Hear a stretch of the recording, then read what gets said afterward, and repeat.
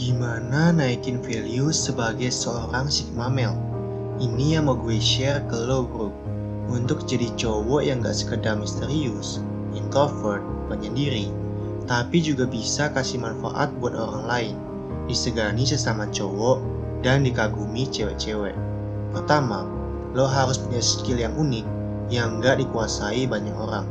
Sigma male yang berkualitas menguasai skill-skill langka, misal bahasa Rusia, skill yang berhubungan sama survival yang sering dilupakan cowok modern, kayak bela diri, memasak dari bahan mentah, mekanika, dan otomotif buat memperbaiki kendaraan yang rusak.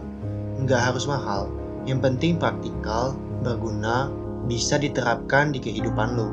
Dan Sigma Male menikmati proses belajar skill ini bro.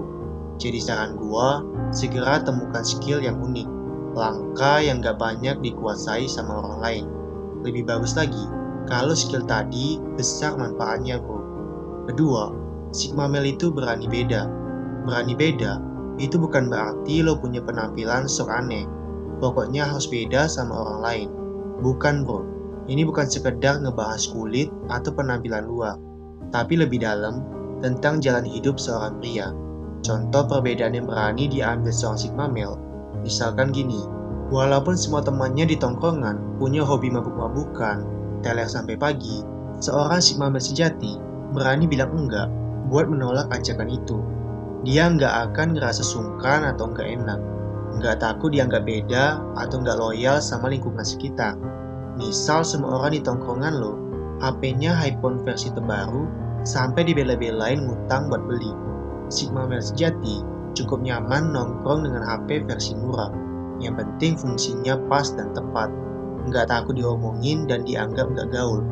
Saat kebanyakan teman lo nyontek waktu ujian, Sigma Male memilih buat jujur dan enggak ikutan nyontek. Paham ya bro? Intinya berani beda buat hal yang positif. Ketiga, paham sama diri sendiri. Sifat berani beda tadi cuma bisa muncul kalau lo paham sama diri sendiri. Lo akan ambil keputusan untuk enggak ikut mabuk-mabukan, karena paham kalau alkohol berlebihan itu enggak bagus buat kesehatan badan. Lo berani enggak ikutan beli iPhone keluaran terbaru, karena lo paham tentang manajemen keuangan, cara ngatur pengeluaran dan alokasi duit yang lebih bagus, biar lebih sejahtera di masa depan. Lo nggak ikutan nyontek, karena lo ngerti menuntut ilmu itu bukan cuma tentang nilai, tapi juga moral dan karakter. Lo ngerti banget kalau nilai jelek bisa diperbaiki dengan remedial, tapi karakter busuk dan jahat bakal menjerumuskan lo ke jurang kesengsaraan. Jadi, pahami diri lo bro. Ngertiin apa kekuatan dan kelemahan lo. Pahami apa yang bagus dan nggak bagus buat kehidupan lo saat ini. Dan saat lo benar-benar ngerti, benar-benar paham sama diri sendiri, bertindaklah berdasarkan pemahaman itu. Bukan bertindak karena nafsu, keinginan sesaat, atau tuntutan orang lain. Yuk berubah dari hal-hal kecil. Karena apa? Karena kecil lebih baik.